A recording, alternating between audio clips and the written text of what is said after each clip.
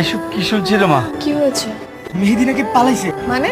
গাড়ি করে আমাদের এদিকে আসার জন্য রওনা হয়েছিল, কিন্তু এদিকে না আসে নাকি অন্য কোথাও চলে গেছে।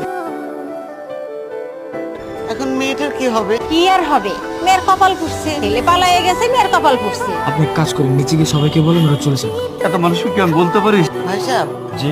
রনি তো কেয়াকে পছন্দ করে, রনির সঙ্গে কেয়ার বিয়ারটা দিয়ে দেন। আপা, আপনার কি মত? এই অবস্থায় আমার আর বলার কি আছে? তাছাড়া ওকে তো সবসময় আমি আমার বউ করে নিতে চেয়েছি।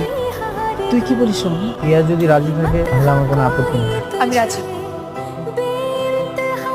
আল্লাহ যা করে ভালোর জন্যই করে। তোমার দায়িত্ব যখন নিয়েছি, দায়িত্বটা ভালো মতো পালন করার চেষ্টা করবো। তুমি না মন খারাপ করে থেকো না। কে আপা?